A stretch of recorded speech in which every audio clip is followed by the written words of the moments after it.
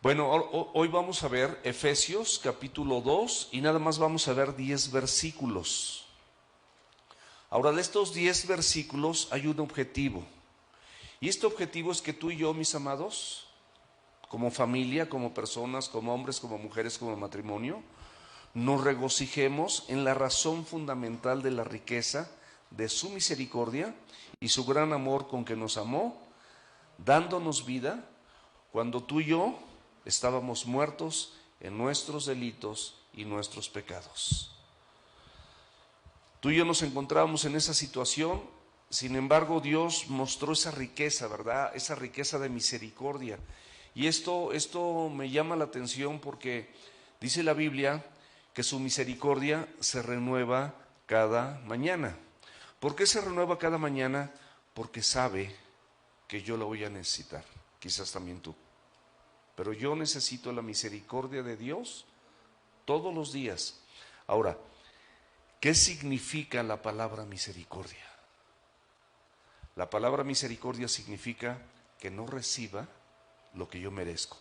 Por esos delitos y pecados, dice la paga del pecado es muerte, mas la dádiva de Dios es vida eterna a través de Cristo Jesús. Una persona como su servidor que practicaba el pecado y que se gozaba y se deleitaba en el pecado, definitivamente pues no merecía ser salvo. Pero no son por mis méritos ni por los tuyos, sino por los méritos del Señor Jesucristo que tú y yo somos salvos. Y por esos méritos del Señor Jesús nosotros podemos estar aquí porque alcanzamos esa misericordia, es decir, Dios no nos dio lo que merecíamos y tuvo misericordia de nosotros. Esa es la palabra misericordia. En el capítulo 1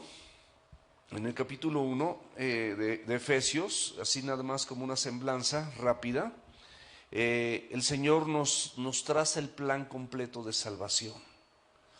Y planeado, por supuesto, desde antes de la fundación del mundo, como lo vimos. Este plan de salvación no fue porque tú y yo íbamos a fallar, ni siquiera porque Adán y Eva, como tú y como yo, como hombres y mujeres, iban a fallar. O sea, Dios lo tenía destinado desde antes de la fundación del mundo. Eso dice la Escritura, eso es lo que aprendimos, eso es lo que leímos. El Padre planeó, el Hijo pagó y el Espíritu Santo nos selló, ¿verdad? Nos selló para darnos la capacidad de poder vivir lo que nos enseña la Biblia.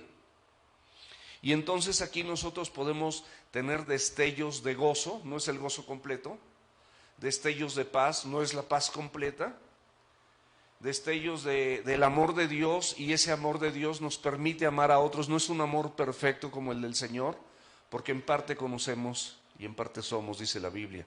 Pero entonces cuando estemos con Él, todo se va a desprender de la misma presencia de Dios para que nosotros podamos ser como Él. Donde no va a haber más lágrimas, no va a haber dolor, no va a haber llanto, porque todas las cosas estas ya pasaron. Pero eso es cuando estemos en su presencia. Ahora, ¿cuál es el propósito? ¿Cuál es el propósito de esta salvación, de que el Padre haya planeado, de que el Hijo haya pagado y que el Espíritu nos haya sellado? ¿Cuál es el propósito central? Ser santos y sin mancha. Un pueblo santo, es decir, apartado para Dios y sin mancha. ¿Qué es lo que te mancha? El pecado. Y ahorita vamos a ver lo que es pecado, porque luego suena así como muy religioso. ¿Y todo esto para qué? Para alabanza de su gloria. Personas imperfectas, transformadas por el poder de Dios, ganado a través del sacrificio de Cristo en la cruz, con esa sangre que derramó, que es capaz no de cubrir, como era en el Antiguo Testamento, sino limpiar todos nuestros pecados. Y bueno, ¿cuáles son esas bendiciones? Que dice que bendito sea el Dios y Padre de nuestro Señor Jesucristo, que nos bendijo con toda bendición espiritual en los lugares celestiales en Cristo, es decir, donde Él reina, donde Él gobierna.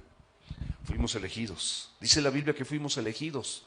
Tú y yo fuimos elegidos no por méritos personales, sino por su soberana y omnisciente naturaleza de Dios. Solamente Él sabe y Él es soberano. Pero fuimos elegidos, fuimos adoptados.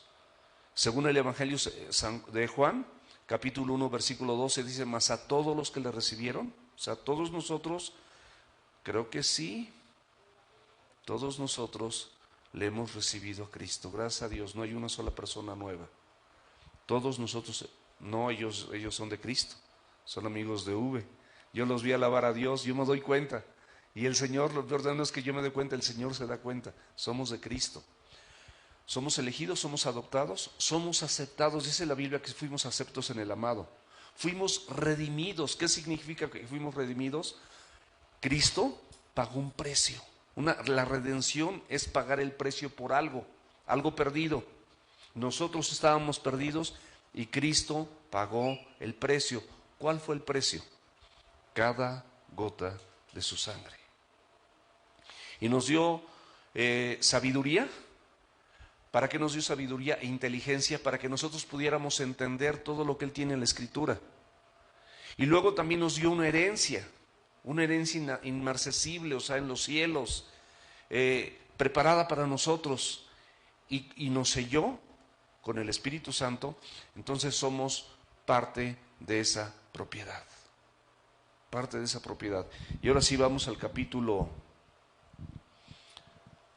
2, al versículo 1. Aquí en este capítulo 2, el Señor nos va a revelar las abundantes riquezas de la gracia, que son producto, por supuesto, de su bondad. ¿Por qué es esta gracia? Porque Él es bueno.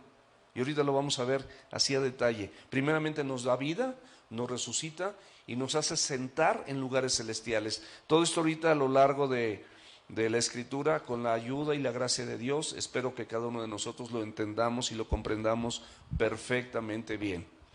Dice el versículo 1 del capítulo 2 de Efesios. Y Él, Jesucristo, a eso se refiere, nos dio vida a nosotros cuando estaban muertos en sus delitos y sus pecados. ¿Qué significa, mis amados, que estuviéramos muertos? Y dices, bueno, yo no he estado muerto. Bueno, hay personas que creen que están vivas. Pero mientras que tú vives en pecado, errando en el blanco, ¿qué es lo que significa pecado? Particularmente estás muerto espiritualmente, es una muerte espiritual, es la condición espiritual de cada hombre y cada mujer en este planeta Tierra, por el pecado, justamente.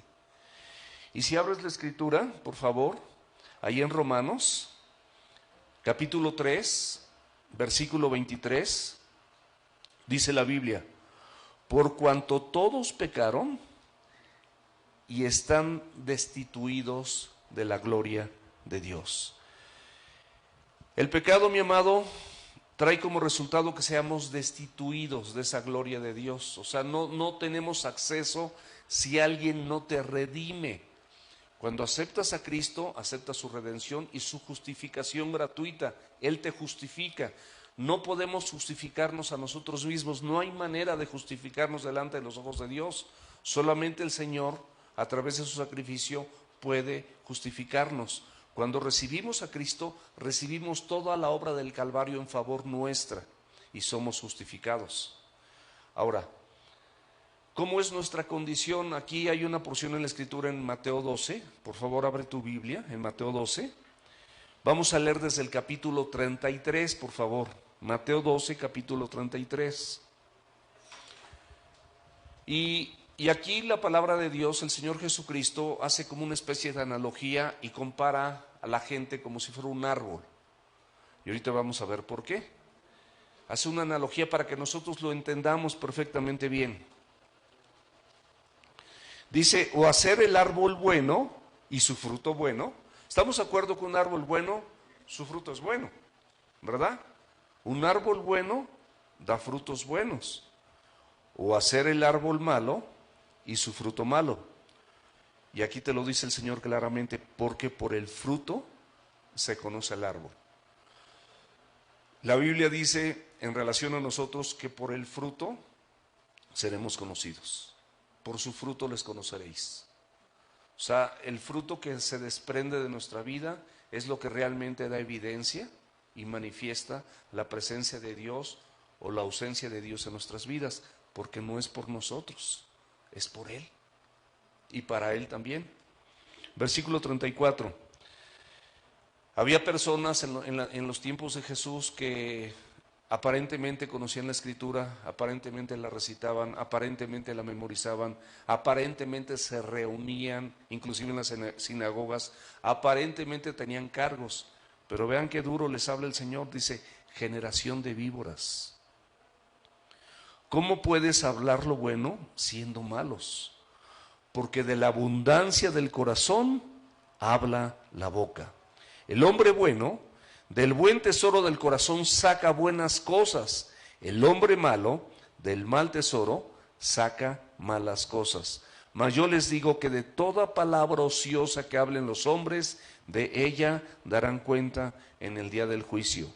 Porque por tus palabras serás justificado y por tus palabras serás condenado. Mis amados, fíjate muy bien lo que guardas en tu corazón. ¿Guardas celos? ¿Guardas envidia?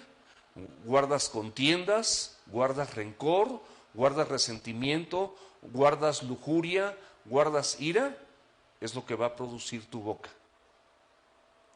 Pero si tú guardas la palabra de Dios, es la mejor manera de fertilizar tu corazón para que con cualquier persona y en todo tiempo, aunque estés haciendo otras cosas, tú tengas el anhelo de compartir la palabra y de bendecir a otros, de expresar amor por otros, de interesarte por otros, porque eso es parte de la esencia de la vida en Cristo. No es tu vida ni es mi vida, es la vida en Cristo que Él nos dio por su infinita gracia y por su misericordia y por su gran bondad. Entonces, es importante, es fundamental que nosotros cuidemos exactamente de qué nos alimentamos, qué es lo que estamos haciendo. La Biblia habla de delitos. Un delito pues es una persona que infringe la ley. Aquí bíblicamente es cuando infringimos la ley de Dios, estamos haciendo un delito. ¿Y cuándo hacemos ese delito? Pues cuando pecamos. Vamos a abrir la escritura en 1 de Juan capítulo 3 versículo 4. 1 de Juan capítulo 3 versículo 4. Dice, todo aquel que comete pecado, infringe también la ley, pues el pecado es infracción de la ley. Aquí la Biblia nos aclara perfectamente para que vayamos viendo punto por punto de todo lo que estamos leyendo en estos 10 versículos y vamos a ir desmenuzando versículo por versículo. La palabra pecado, como les decía hace un rato, es errar en el blanco, es no ser acertados. Suena como muy religioso, pero simplemente es hacer algo contrario, pensar algo contrario, palabras contrarias, obras contrarias a la voluntad de Dios, cosas que no son agradables delante de los ojos de Dios. Y muchas veces nosotros somos muy selectivos, mis amados, lamentablemente somos muy selectivos y tomamos de la Escritura, escúchame bien por favor, tomamos de la Escritura lo que nos conviene, lo que nos da un beneficio personal, pero no tomamos la Escritura completa para someternos a ella. Y si la Biblia lo dice, escúchame mi amado, escúchame mi amada, Dios te lo dice. Si la Biblia lo dice es porque Dios te lo dice.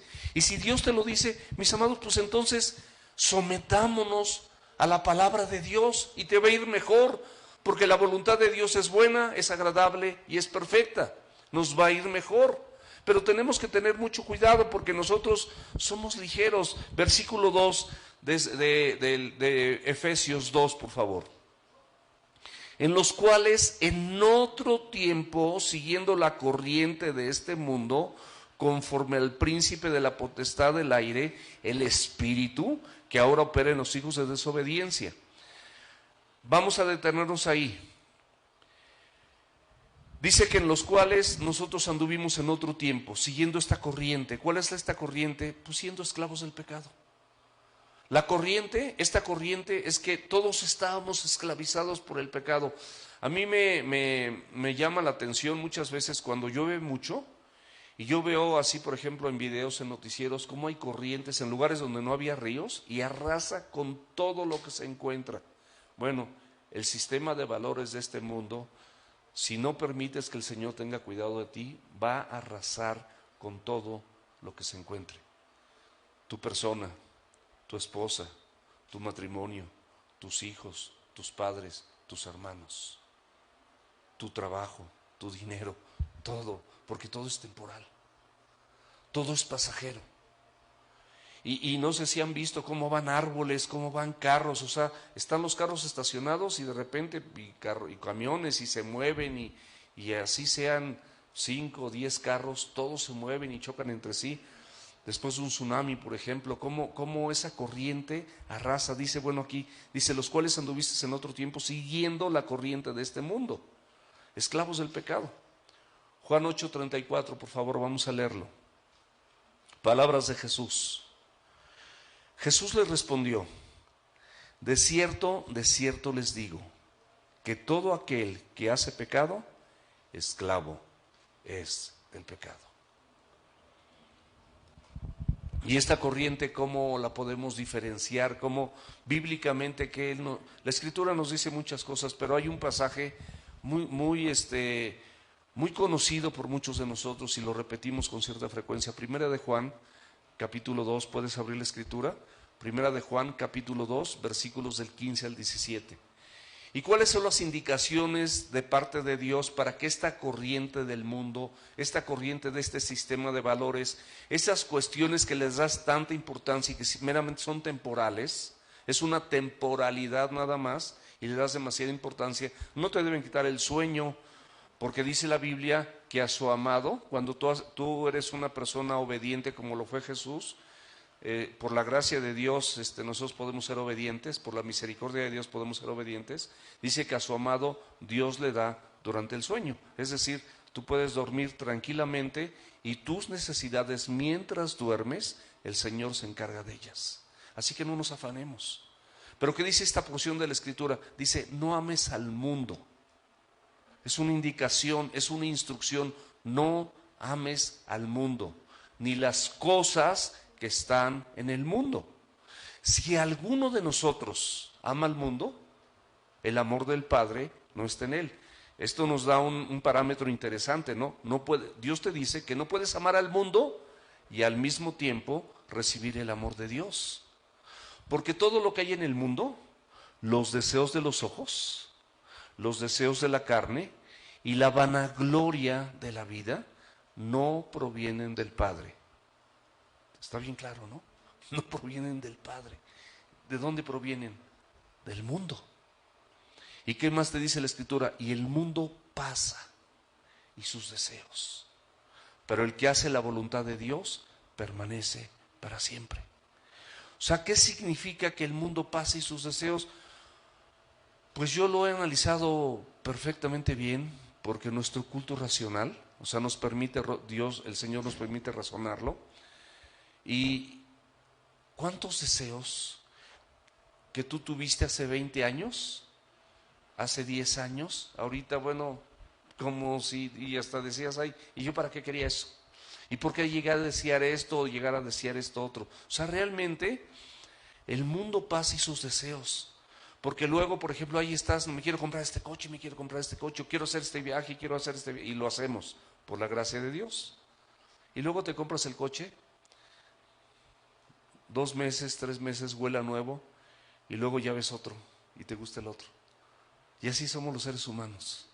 No tenemos contentamiento, no estamos a gusto, siempre estamos mirando de lado, no somos agradecidos. Y hacemos el viaje y bueno, digo, nos pasa a todos, bueno, si conoces Acapulco, pues igual quieres conocer Veracruz, vamos a irnos así en cortito. Y ya si conoces Acapulco y Veracruz, pues te gustaría conocer Cancún, ¿verdad? O a lo mejor Los Cabos. Y digo, eso no está mal. O sea, no quiere decir que esto esté mal. No me vayas a malinterpretar. Pero el mundo pasa y sus deseos. Cualquier deseo va a tener caducidad. Viene con fecha de caducidad. Pero el que permanece en su palabra, permanece para siempre. ¿Qué es lo que quieres? ¿Lo de Dios o lo temporal? Eso es para que nosotros no seamos arrasados por la corriente de este mundo. Y dice que conforme al príncipe de la potestad del aire. Aquí habla de un príncipe y también la Biblia habla de principados. Un ser satánico, se refiere completamente a Satanás, que es principal de las tinieblas, por supuesto, y que tiene cierta autoridad cedida por Dios, limitada, cierto poder y cierta autoridad cedida por Dios, porque a Dios no se le va nada, pero limitado. Como nosotros tenemos poder, digo, no volamos ni nada, yo sí vuelo, pero no los quiero para... No volamos, no hacemos muchas cosas, no brincamos como vemos en las películas, así que vemos la primera vez que vi Hulk, pues daba unos brincotes así como de cerro a cerro y hasta yo estaba acostumbrado al Hulk viejito de mi época. Entonces, pues no hacemos muchas cosas, pero sí tenemos poder. Sí podemos gobernar los animales. Sí tenemos el poder por la gracia de Dios, de poder leer y de poder instruirnos a través de la Escritura y alimentar nuestro corazón y renovar nuestros pensamientos. Todo esto Dios lo hace y Dios te da el poder también para que todo esto lo puedas vivir y lo puedas poner por obra y no seas un oidor de la palabra, sino un hacedor de la Escritura. Entonces, este príncipe es es un principal con autoridad, como les decía. Por supuesto tiene potestad. La potestad se refiere a gobierno o dominio. Y dice que en el aire, es decir, entre la tierra y el cielo. O sea, está el cielo donde el Señor habita y en ese espacio hay un aire. Y en ese lugar es donde estos principados y estas potestades se mueven para engañarte y para engañarme, si pueden, porque dice que van a engañar, y si es posible, aún a los escogidos, aún a los elegidos. Entonces, mis amados, tenemos que tener mucho cuidado. Abre la escritura, por favor, ahí en 2 de Corintios, capítulo 4.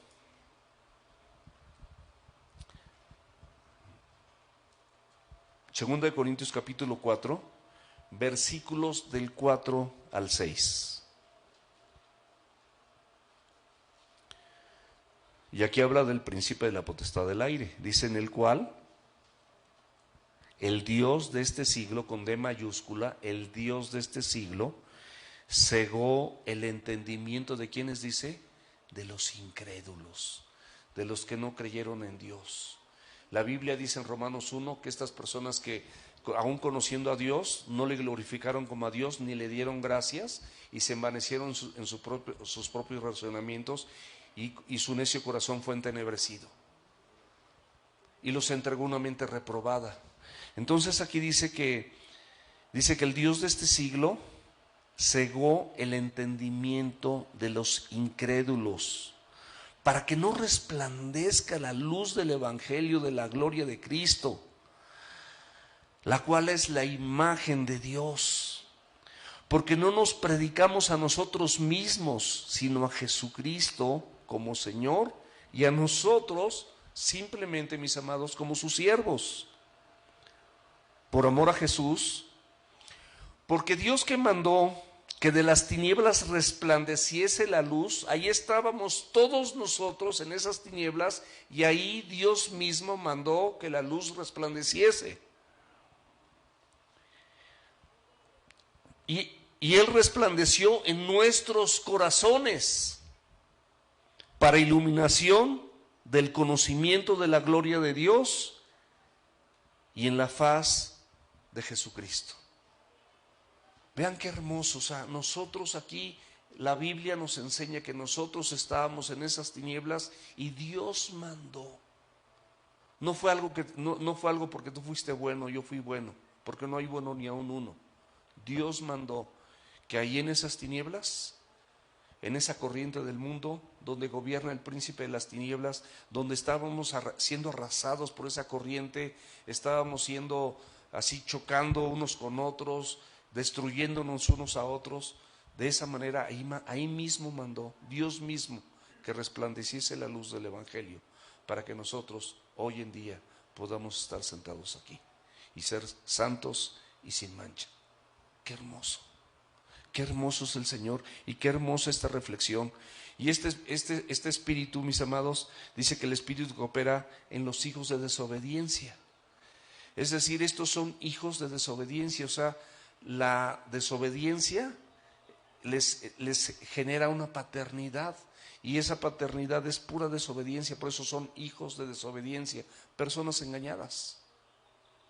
La única potestad que tiene el enemigo en el creyente es que te puede engañar, no puede hacer nada más te puede engañar. Pero si nosotros damos oportunidad a que el Señor con su palabra nos ilumine, nos conduzca, nos guíe, nos consuele, nos dé paz, nos enseñe, nos instruya, nos corrija, nos redarguya, estamos del otro lado, mis amados. Estamos completamente del otro lado. Y esto, simplemente este espíritu de engaño te impulsa y te anima a hacer cosas contrarias a la palabra de Dios y a rebelarte contra Dios mismo. Eso es lo que, cuando nosotros pecamos como creyentes, es porque fuimos engañados, hicimos algo de los apetitos carnales, o algo que pensamos, o algo conforme actuamos que estaba completamente contrario a la palabra de Dios, y el fruto de eso no es paz, mi amado. El fruto de eso es muerte. El fruto de eso es desesperanza, desánimo, depresión, frustración, tristeza, agonía. Ese es el fruto. Versículo 3 de Efesios 2, por favor.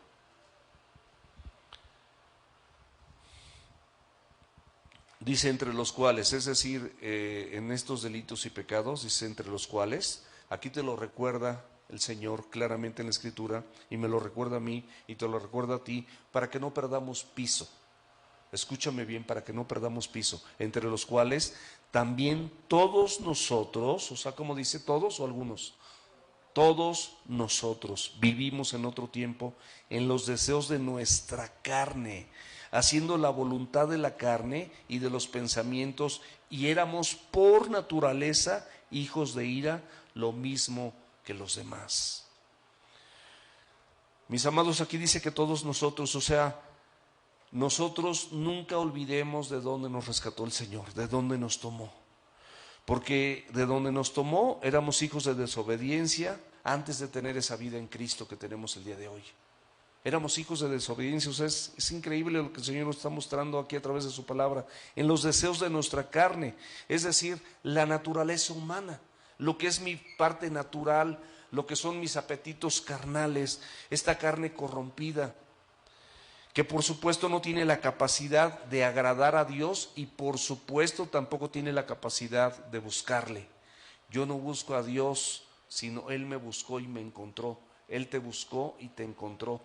Y por ese entendimiento, por esa luz que derramó en tu vida para que tengas entendimiento, entonces nosotros decimos, bueno, vamos a orar, vamos a leer la Biblia, vamos a congregarnos, vamos a discipularnos, y seguimos batallando con nuestra carne, y seguimos batallando con nuestros pensamientos, y seguimos batallando contra el sistema de valores de este mundo, y seguimos batallando contra la corriente de este mundo. Todo eso nos sigue pasando, pero Dios es bueno. Dios sigue proveyendo, nos dice, haciendo la voluntad de la carne y de los pensamientos, estos deseos, estos impulsos, a donde frecuentemente o todos los días cedíamos a esa naturaleza depravada, con pensamientos malos, incorrectos, desafortunados, contrarios completamente a la voluntad de Dios y a lo que dice la Escritura, y viviendo todos nosotros en un pasado, para que no lo olvidemos, alejados de Dios. Aunque dijeras, ay sí Diosito, ay yo sí te quiero y todo, pero con tus hechos lo negabas. O sea, tenemos que ser honestos, mis amados, o sea, vivíamos completamente alejados de Dios. Éramos por naturaleza hijos de ira. ¿Qué dice el Evangelio de Juan, capítulo 3, versículo 36? Dice, el que tiene el Hijo, tiene la vida eterna. Pero el que rehúsa creer en el Hijo, no verá la vida, sino que la ira de Dios está sobre él. Pues esta es la consecuencia, porque si nosotros no tenemos al Hijo, no tenemos la vida. Jesucristo dijo en Juan 14:6, yo soy el camino, la verdad y la vida. Nadie viene al Padre si no es por mí. Él es la vida. Dice la Escritura que cuando nosotros partamos con el Señor, los que me están viendo a través del Face, cuando partamos con el Señor, dice que nosotros, dice que la muerte, O sea, cuando nosotros muramos, será absorbida ¿por qué? ¿Quién sabe? Por la vida. ¿Y quién es la vida? Es Cristo. Es simplemente una transición, es inmediato. Versículo 4, y vamos a ver el contraste. Versículo 4, pero Dios, que es rico en misericordia, por su gran amor con que nos amó. Este pero me encanta porque es el contraste de la condición de Dios y la condición humana, el contraste del hombre, de lo que hacemos nosotros como personas, y de la grande misericordia de Dios hacia esa condición caída y humana de nosotros, o sea, completamente nefasta.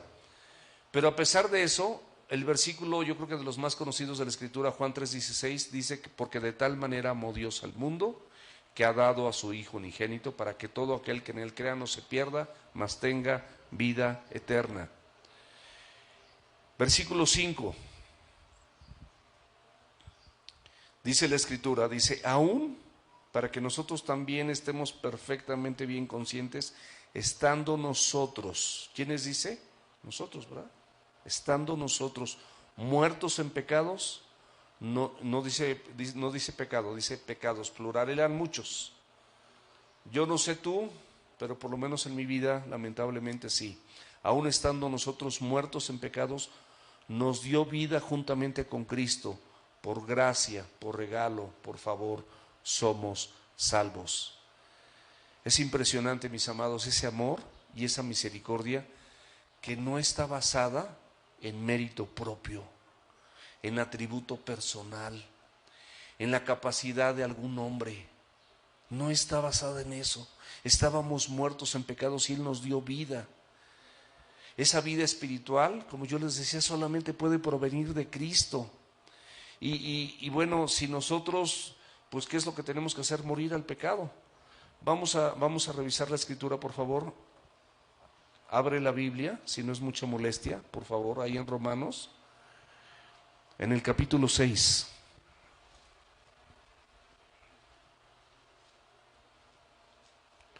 Romanos 6. En el capítulo 5, quiero nada más leer una pequeña porción de la Escritura que está al final del versículo 20. Y fíjate lo que dice la Biblia. Cuando el pecado abundó, ¿qué pasó? Sobreabundó la gracia. ¿Qué significa esto? Escúchame bien. Que no importa todas las cosas malas y todos los años que tú hayas hecho las cosas mal, si tú te arrepientes y le entregas tu vida a Cristo. Probablemente en tu vida está plagada de pecados, plagada de maldad, plagada de depravación, plagada de injuria, de cosas malas, de pensamientos, acciones, actos completamente depravados, completamente de destrucción. Pero dice que justamente en ese corazón, en esa persona, cuando abundó el pecado, sobreabundó la gracia. Por eso podemos ver personas que tuvieron una vida de verdad de perdición absoluta. Cristo se presentó a sus vidas y esas personas vinieron a Cristo y tuvieron una transformación impresionante, maravillosa, excelsa, soberana, sobrenatural, dada por Él, nada más. Versículo 21. Para que asimismo, como el pecado reinó para muerte, así también la gracia reine para la justicia, para vida eterna, mediante Jesucristo nuestro Señor. Ahora vamos a leer los primeros 2 versículos del capítulo 6. ¿Qué pues diremos? ¿Perseveraremos en el pecado para que la gracia abunde? O sea, esta es una pregunta. Dice la Biblia, porque muchas veces sacamos la Biblia fuera de contexto. Dices, dice la Biblia que si yo peco mucho, la gracia va a sobreabundar. Pero aquí el Señor te pregunta, ¿qué pues diremos? ¿Perseveraremos en el pecado para que la gracia abunde? En ninguna manera, versículo 2. Porque los que hemos muerto al pecado, ¿cómo viviremos en él? ¿Cómo? ¿Cómo podemos vivir en el pecado si nosotros fuimos rescatados del pecado? Versículo 6. Sabiendo esto, que nuestro viejo hombre fue crucificado. ¿Qué dice Gálatas 2:20? Ya no vivo yo, mas Cristo vive en mí. Y lo que ahora, en este momento, vivo en la carne, lo vivo en la fe del Hijo de Dios, el cual me amó y se entregó a sí mismo por mí. Entonces, la palabra de Dios dice clarísimo aquí, dice, sabiendo esto, que si nuestro viejo hombre fue crucificado juntamente con él, para que el cuerpo del pecado sea destruido, a fin de que no sirvamos más al pecado. Porque el que ha muerto ha sido justificado del pecado. Versículo 11. Así también ustedes y nosotros, yo mismo, considérense muertos al pecado, pero vivos para Dios en Cristo Jesús, Señor nuestro. Versículo 12. No reine pues el pecado en tu cuerpo mortal, de modo que lo obedezcas en tus concupiscencias o debilidades. Ni tampoco presentes tus miembros al pecado como instrumentos de iniquidad, sino preséntense ustedes mismos a Dios como vivos de entre los muertos, y sus miembros a Dios como instrumentos de justicia. Porque el pecado no se enseñoreará de ustedes, pues no están bajo la ley, sino bajo la gracia. Qué emocionante que nosotros somos exhortados a que no presentemos nosotros nos podemos presentar como vivos entre los muertos. Estábamos muertos. ¿Y quiénes son los muertos? Mucha gente que está allá afuera, muchos de tu familia. Preséntate como vivo entre esos muertos. Permítele al Señor y a la obra del Espíritu Santo que la obra del Señor sea manifiesta en tu vida, que la gente la note, que la gente la observe, que se note que eres de Cristo, que se note en tu forma de hablar, que se note en tu forma de pensar, que se note en tu forma de conducirte, en tu forma de actuar, en tu forma de tratar a tu esposa, en tu forma de tratar a tu esposo, en tu forma de tratar a tus hijos, de tratar a tus padres, de tratar a tus hermanos, de conducirte en tu trabajo. En todas estas formas podemos dar testimonio, presentarnos como vivos, que dice, entre los muertos. Qué hermoso de verdad este pasaje, que versículo 6. Y juntamente con él nos resucitó y nos hizo sentar en los lugares celestiales. O sea, nos dio vida y nos resucitó. Pero aparte de eso, ya habíamos visto que nos eligió, que nos había predestinado y que nos aceptó. O sea, todo esto, mis amados, todo esto indica que son resultados inmediatos y directos en el momento que nosotros somos salvos. No es algo por lo que tenemos que luchar, es algo que ya nos ha sido entregado, es algo que está escrito, es parte de tu herencia, y por eso el sello del Espíritu Santo de Dios, y por eso la inteligencia y la revelación, ¿verdad? Para que nosotros podamos comprender lo que el Señor tiene para nosotros y que ya nos los dio, y ahorita lo vamos a ver. Dice que así mismo nos hizo sentar en los lugares celestiales, nos dio vida, nos resucitó y nos hizo sentar en esos lugares celestiales, o sea, donde Él gobierna, donde Él reina, donde Él está. Ahora, la gente puede decir, es que eso no lo veo, ni lo vas a ver ahorita, pero te voy a explicar por qué. Es algo que ya sucedió, aunque en este momento en nosotros no está sucediendo todavía, pero ya sucedió, ya nos los dio. ¿Y por qué no está sucediendo? Porque estamos en la temporalidad de este mundo, de este sistema de valores, por eso no lo hemos visto, pero esa es su promesa, esa es nuestra esperanza, eso es lo que nos debe llenar de vitalidad, es por lo que decía Pablo, que él proseguía a la meta, al supremo galardón que es en Cristo Jesús. Es lo que nosotros, tú y yo, mis amados, debemos de buscar. Y dejar de buscar las cosas temporales, empezar a buscar primeramente el reino de Dios y su justicia, y todas las cosas, dice la Biblia, vendrán por añadidura. No es como nosotros pensamos, tus pensamientos no son sus pensamientos, ni tus caminos son sus caminos. Dice la Biblia, deje el impío su camino y el hombre inicuo sus pensamientos, y vuélvase al Señor y al Dios nuestro, el cual tendrá de él misericordia y será amplio en perdonar. O sea, el Señor está esperando y te está esperando con los brazos abiertos. No te conformes a este siglo, sino transfórmate por medio de la renovación de su entendimiento. Eso es lo que dice la Biblia. Ya deja de asistir a la iglesia todo cojeando, todo maltratado por el pecado, y de una vez por todas decídete completamente entregarle tu vida a Cristo y que verdaderamente Él sea el Señor de tu vida. Ya, mis amados, baste ya el tiempo pasado. Baste ya las cosas antiguas. No traigas a memoria las cosas antiguas. Permite que el Señor haga su obra perfecta en ti. No vengas nada más por costumbre o porque alguien te dijo, te insistió. Ven porque se trata de Cristo, el que te rescató de las tinieblas y te llevó a su luz admirable, el que Dios mismo mandó para que ahí donde estabas, en esa corriente de ese mundo, resplandeciese la luz y pudieses entender juntamente conmigo las maravillas de su gloria eterna y la esperanza que tenemos de la resurrección de vida. Versículo 7.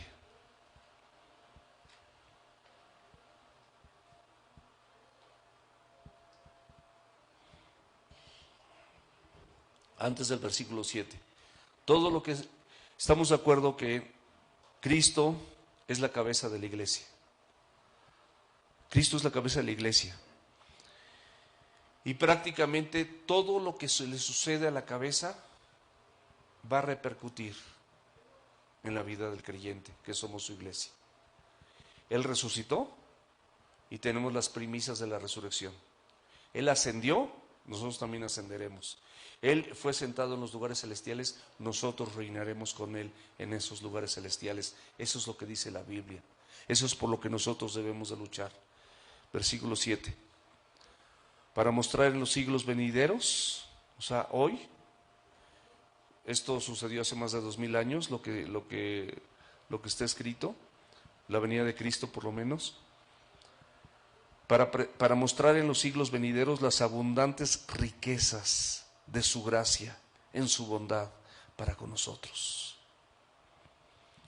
Él quiere mostrarnos en este siglo, en este momento, en este día, no sé cómo estamos, pero en esta fecha, ¿cómo estamos? A 2 de mayo del 2021. En este 2 de mayo, esos son parte de esos siglos venideros. Él te lo quiere mostrar. Esas abundantes riquezas, ya con riqueza, ya hablas de algo sustancioso, pero dice abundantes riquezas, no solamente riquezas.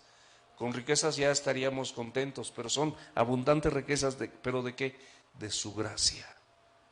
Su gracia. ¿Sabes qué es su gracia? Es el favor de parte de Dios que no merezco. Y tú tampoco lo mereces, pero lo tienes. Y son abundantes esas riquezas.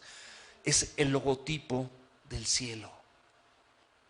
Dice, acércate confiadamente, Hebreos 4:16, acércate confiadamente al trono de gracia. Ese trono, el distintivo, están todos los favores que yo necesito. ¿Cuántos aquí, mis amados, necesitan un favor de parte de Dios? Yo necesito un favor de parte de Dios. De verdad, yo necesito un favor de parte de Dios. Bueno, dice la Biblia que te acerques confiadamente a ese trono de gracia. Primeramente para hallar misericordia, porque no tienes por qué acercarte, pero ahí está la misericordia también. Nueva, renovada para ti y para mí. Cada mañana renovada. Y esa misericordia, con esa misericordia no recibes lo que mereces. Y lo que recibes es la gracia para el oportuno socorro. ¿Necesitas ser socorrido en algo? Yo sí. De verdad, en muchas cosas. Yo sí necesito ser socorrido en algo. Pero eso es lo que dice la Escritura. Y eso nos lo está presentando en estos siglos venideros. Y esto también me encanta, dice en su bondad. ¿Qué significa? Todo esto está basado en su bondad para con nosotros, en Cristo Jesús. Es una bondad de parte de Dios para con nosotros. ¿Por qué? Porque Dios es bueno. Y si quieres anotar esto que te voy a decir, inclinado y con tendencia constante para hacer el bien. Dios está inclinado y tiene una tendencia constante para hacer el bien, para tu vida y para la mía. Qué hermoso es Dios. Y qué ingratos somos nosotros. Versículo 8. Porque por gracia somos salvos por medio de la fe, y esto no de nosotros, pues es don, es regalo de Dios. La salvación, mis amados, solo es por gracia. Es un regalo. Es algo que no merecíamos. No hay mérito, no hay capacidad, no hay ninguna actitud humana que pueda otorgarte esta salvación. Y dice que es por fe. Dice tampoco es algo que por tu naturaleza humana poseas. O sea, la fe como viene por el oír. Alguien te predicó.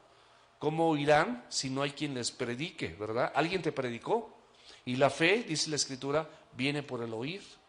Y el oír de la palabra de Dios. Un regalo, mis amados, es un don.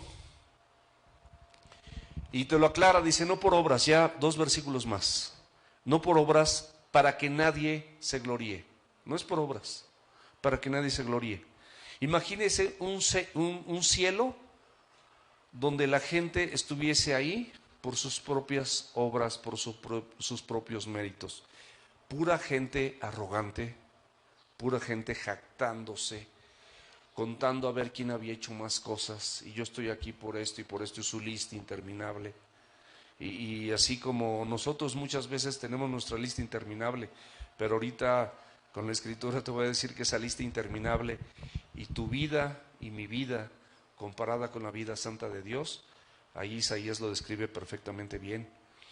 Entonces, por la obra más majestuosa que tú pudieses hacer y más admirada por todos los hombres, no alcanza para que tú seas salvo, ningún ser humano, porque tu vida no se parece para nada a la de él, lamentablemente, ni la mía, lamentablemente, por muy pastor, por muy predicador, no se parece en nada. Isaías 64, versículo 6.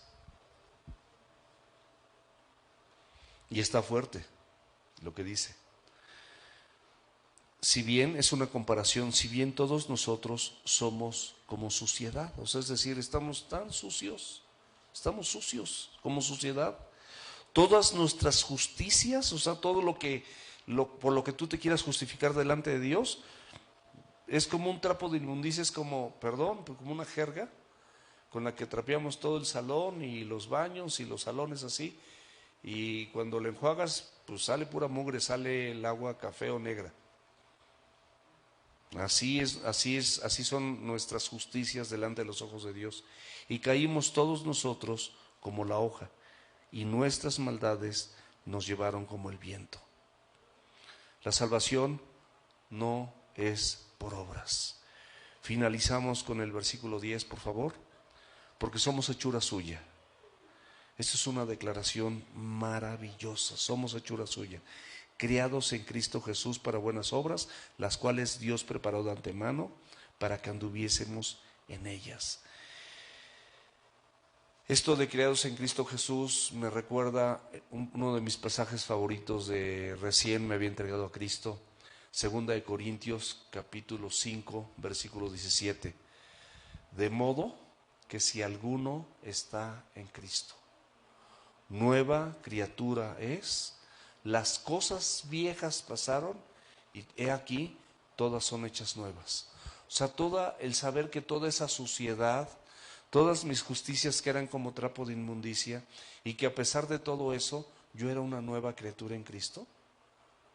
De modo que si yo estaba en Cristo, era nueva criatura soy. Las cosas viejas habían pasado. ¡Wow!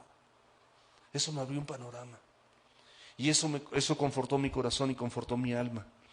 Y bueno, eso te compromete a que ahora vivas de manera correcta, porque empiezas a entender y empiezas a vivir lo que dice la Biblia, y bueno, pues tú empiezas a actuar conforme a la Biblia. Santiago 2:26.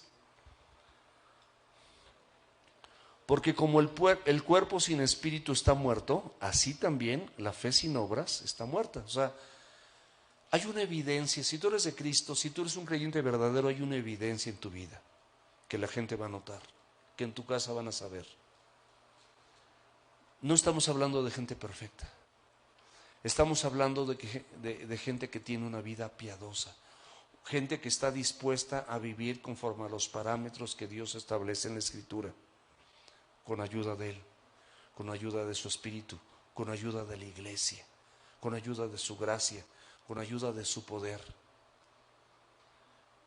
Aprendimos que ese poder que resucitó a Cristo de los muertos y lo sentó en los lugares celestiales es el mismo poder que actúa y opera en nosotros. Por eso tenemos esa capacidad, porque no es propia. Santiago capítulo 2, versículos 17 al 19. Así también la fe, si no tiene obras, es muerta en sí misma. Tú puedes decir que tienes mucha fe, pero si no tienes obras, si no actúas conforme a eso que vienes creyendo de la Escritura y no tienes ninguna obra, pues es una fe muerta, no hay fruto, no se nota. Por eso aquí dice la Biblia, porque sabe cómo piensa el hombre. Pero alguno dirá, tú tienes fe, pero yo tengo obras.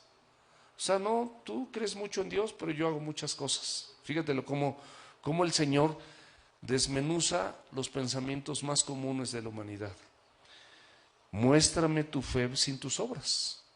O sea, muéstrame tu fe y yo te mostraré mi fe por mis obras. O sea, porque creo, actúo. No es para salvación. O sea, pero porque creo, actúo. No espero nada de eso. Porque dice la Escritura que el título más grande que puedo llegar a tener es siervo inútil, porque lo que tenía que hacer, eso hice. Y luego te concluye, ¿tú crees que Dios es uno? Bien haces. Satanás también cree y tiembla. O sea, ¿qué diferencia hay? El que nada más cree y no vive una vida piadosa conforme a la Escritura. Vamos a orar, mis amados. Yo estoy seguro que como cada vez que abrimos la Escritura, ese Dios grande y misericordioso nos habló y nos exhortó a que cada uno de nosotros dejemos esa vana manera de vivir que heredamos de nuestros padres. Y no se refiere nada más a tu papá y a tu mamá, a todos tus padres, hasta Jacob, Abraham e Isaac, los más antiguos. Porque todos fallamos, Adán y Eva, todos fallamos. No hay un ser humano que haya sido perfecto. Cierra tus ojos, por favor.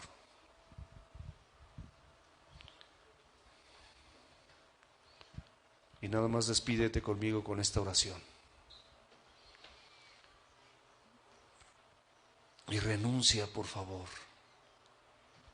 Renuncia a todos esos pensamientos, a todos esos planes y todas esas cuestiones necias y engañosas que hunden a los hombres en destrucción y perdición. Y te conducen a caminos que tú piensas que son rectos, pero son caminos de muerte y son caminos de destrucción. Padre Celestial, después de haber escuchado esta palabra, después de sabernos elegidos, después de sabernos adoptados, aceptados en el amado, después de saber que tú nos has redimido a través de tu sangre, que nos has dado un espíritu de inteligencia, Señor, de revelación en el conocimiento tuyo, que nos has dado herencia y que nos has sellado con tu espíritu, Señor, y que todo esto está en los lugares celestiales y que nos has presentado un evangelio maravilloso del cual no soy digno, que nos enseñas que la salvación no es por obras, sino es por fe, que lo único que tengo que hacer es creer en ti, Señor. Lo único que tengo que hacer es confiar en tu palabra y en tu persona y en tu presencia. Es lo único, Señor. Y las obras serán un resultado de ese encuentro personal que yo he tenido contigo. Pero Padre, te suplico en el nombre de Jesús que en este momento cauterices toda obra carnal, contra mi esposo, contra mi esposa, contra mis hijos, contra mis hermanos, contra alguna persona del trabajo, contra mí mismo, contra ti, Señor, contra tu palabra. Cualquier deseo, Señor, infructuoso de la carne, cualquier cuestión que es por mi voluntad y porque yo lo digo y porque yo quiero que sea así, Señor, de verdad te suplico en el nombre de Jesús que tú lo elimines de mi vida si no es conforme a tu propósito y conforme a tu voluntad. Te doy gracias por tu palabra maravillosa, Señor, en el precioso nombre de Jesucristo. Gracias por permitirme haber escuchado tu palabra, porque mi fe fue renovada y entendí cosas que a lo mejor, a pesar de haberlas leído, no había entendido. En el nombre de Jesús, amén.